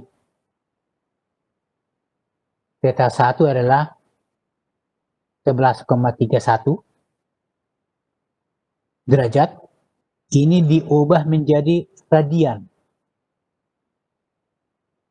Diubah menjadi radian. Kemudian 2 theta 1 sama dengan ini. Ini untuk apa dicari 2 theta 1? Karena nanti ada dalam rumus ini. Nah itu maksudnya. Kemudian theta 2 adalah 101 kemudian sama dengan diubah dalam radian. Nah, theta 2 berapa? Oke. Nah, sehingga kalau kita mau mencari, memasukkan ke dalam rumus katakanlah Mn.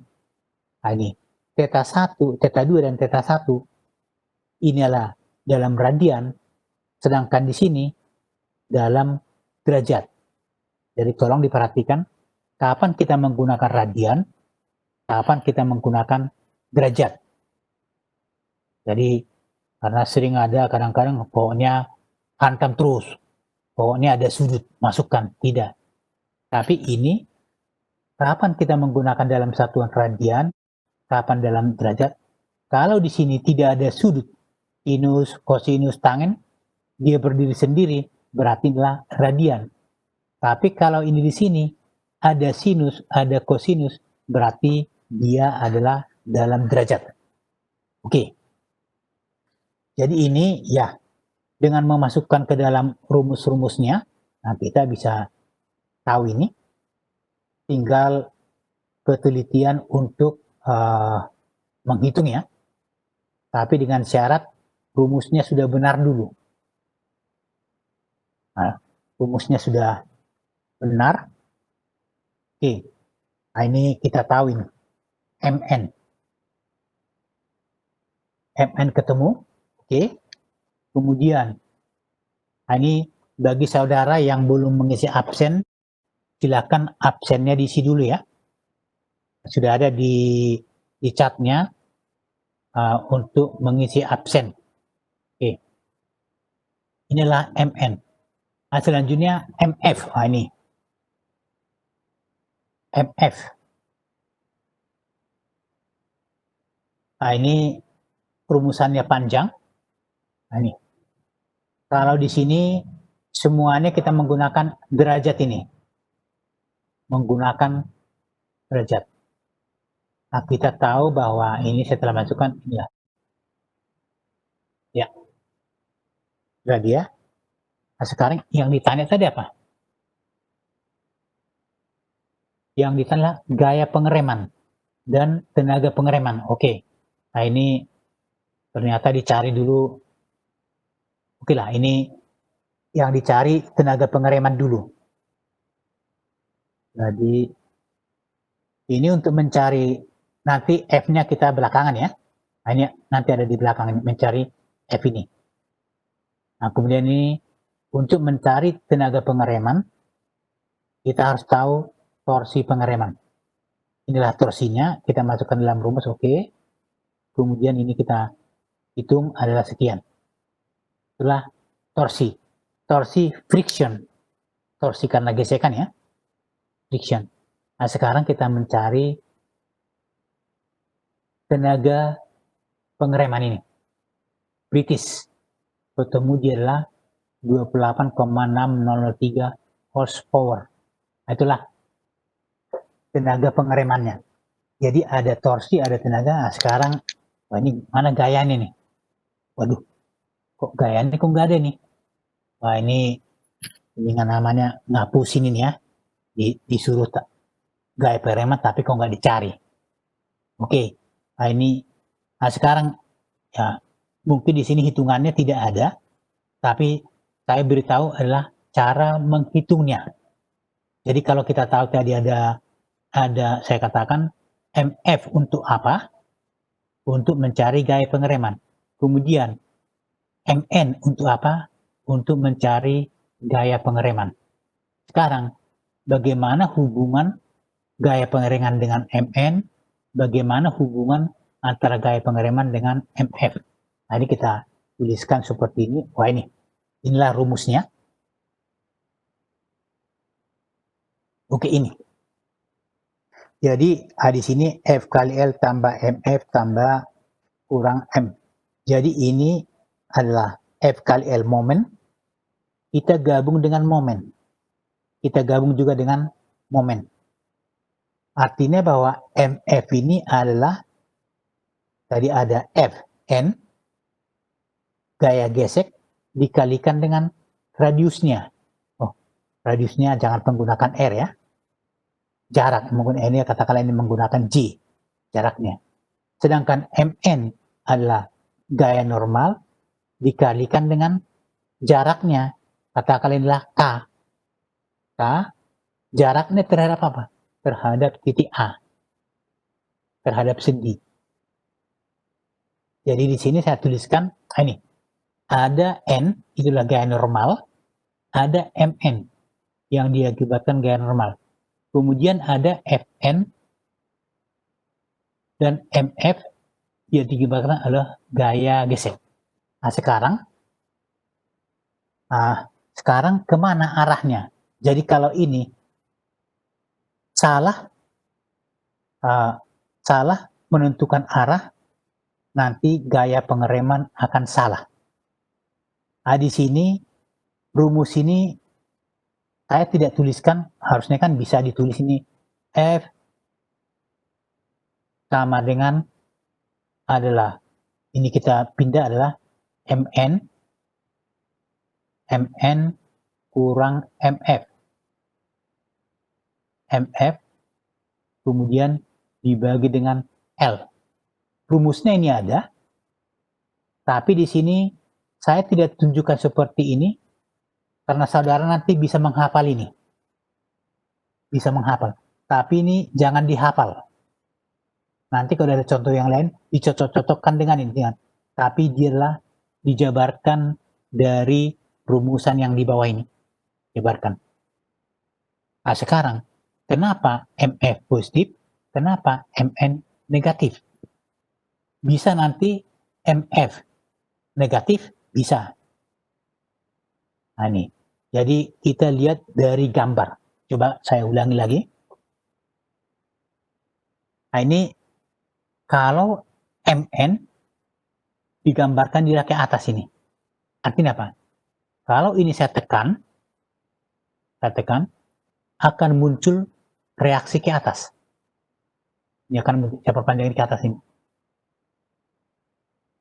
Ini otomatis akan muncul reaksi ke atas. Begitu rem saya tekan dan terjadi kontak antara kanvas rem dengan, ya katakanlah dengan roda, ini akan ke atas. Nah sekarang, MF arahnya kemana? Arahnya kemana? Kita lihat arah putaran. Arah putaran. Jadi kalau putarannya seperti ini, mengikuti ini, dia akan ke sana. Arah di titik ini. Sehingga kalau putaran dibalik, MF arahnya kemana? Adalah ke kiri. Jadi, kapan dia ke kiri, kapan dia ke kanan, adalah ditentukan oleh arah putaran. Jadi, makanya rumusan seperti ini. Nah, sekarang kita coba cek. Di sini, MF membantu F ini. Karena sama-sama positif ya. Jadi, saya ulang sekali lagi nih. Jadi kalau seperti ini FL dengan MF saling membantu. Sedangkan MN melawan F. Jadi ini, MN ini senantiasa melawan. Artinya kalau saya tekan ke bawah, ini pasti ada reaksinya ke atas. Jadi pasti MN sama F itu berlawanan. Tapi kalau MF, dia bisa membantu F, bisa dia melawan F. Tapi kalau di sini, dia melawan ini. Kenapa dia melawan? Kita coba cek. Jadi kalau kita perpanjang ini, garis ini, nah ini kita ke sana ini.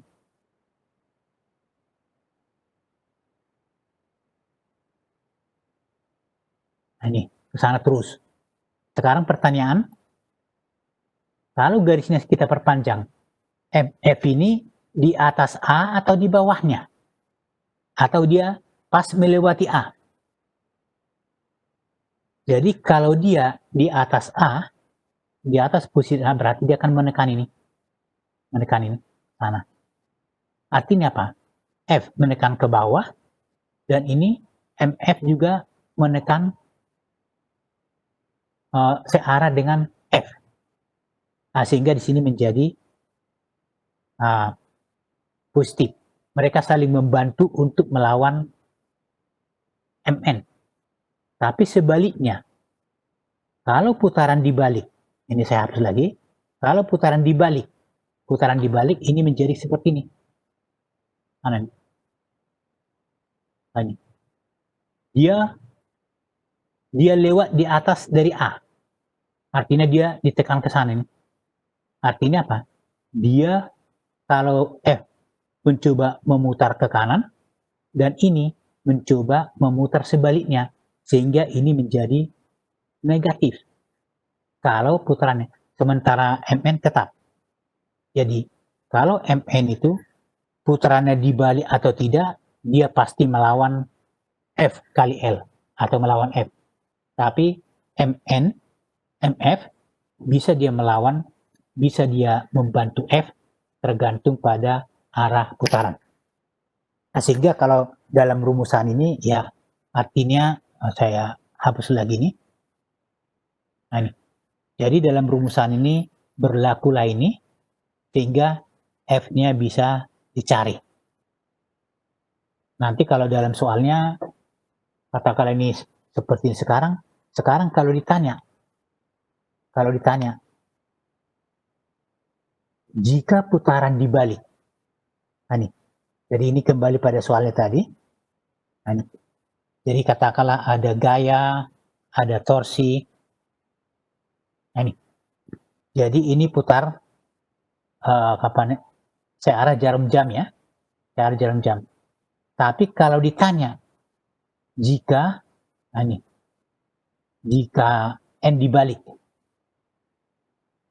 nah ini jika N dibalik, dia menjadi seperti ini. Nah, ini. Yang ditanya adalah, katakanlah ada tenaga, ada torsi, ada F. Jadi kira-kira Apa yang berubah kalau putaran dibalik? Datanya tetap sama, putarannya sama, koefisien geseknya sama, tekanan sama, liber rem sama. Tetapi jika putaran dibalik, pertanyaannya tentukan gaya pengereman, tentukan torsi pengereman, dan tentukan tenaga pengereman. Kira-kira yang berubah apa? Apakah semua ini berubah? Atau bagaimana? Apakah gaya pengeremannya berubah? Atau apakah tenaganya pengereman berubah? Atau torsinya? Jadi di sini tenaga tidak berubah, torsi juga tidak berubah. Besarnya ya. Tetapi yang berubah adalah gaya pengereman. Gaya pengereman. Jadi kalau seperti ini, putaran dibalik ke sana. Ini ada normal ke atas, kemudian ini ke sana. Jadi nanti dia ke kanan atau ke kiri, gaya pengereman F akan berubah. Sementara torsi dan tenaga tetap selama data ini tetap. Selama data ini tetap ini. Artinya yang dibalik hanya arah putaran. Tapi putarannya tetap besarnya, tapi yang dibalik adalah putarannya. Oke, itu cara mencari andai kata dikatakan putaran dibalik. Oke, karena namanya pengereman ya. Namanya pengereman bisa aja pada saat dia maju, katakanlah mobil, pada saat dia maju kita rem. Dan juga bisa pada saat dia mundur, kita rem. Jadi baik dia gerak maju maupun gerak mundur, kita bisa rem. Oke? Nah itu barangkali ada pertanyaan. Silakan jika ada pertanyaan. Kalau di dalam modulnya ada 2 contoh soal ya. Satu contoh ini dan satu adalah yang lain. Silakan dibaca di sana. Silakan dibaca di sana ya. Oke. Jadi ini sudah ada di dalam modul. Oke. Barangkali ada pertanyaan ya.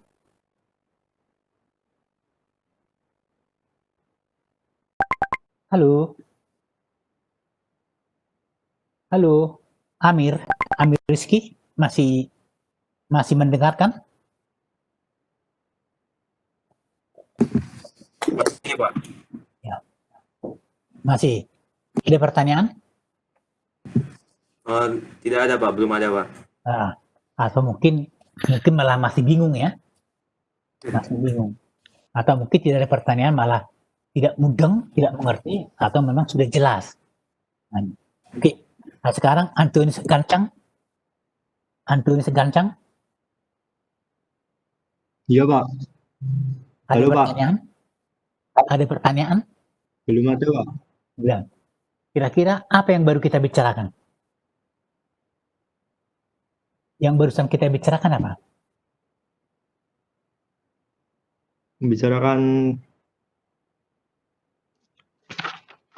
Wah, ya apa ya? Udah lupa ya. Pak. Ya pengereman tentang rem apa? Kita ada rem Rem blok. satu, ada rem blok ya. Oke.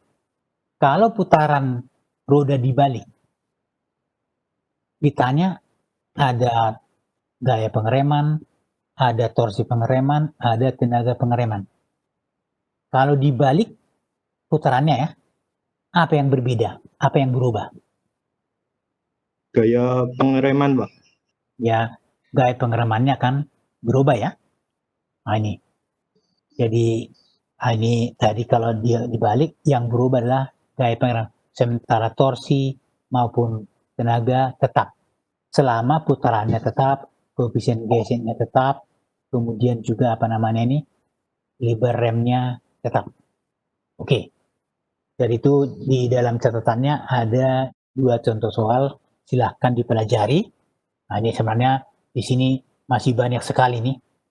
Ada rumus seperti ini. Wah ini masih tulisan caping-caping ini. Belum sempat menulis ulang lagi mengetik. Nah ini panjang ini. Oke, ini ada. Nah, ini bila radius roda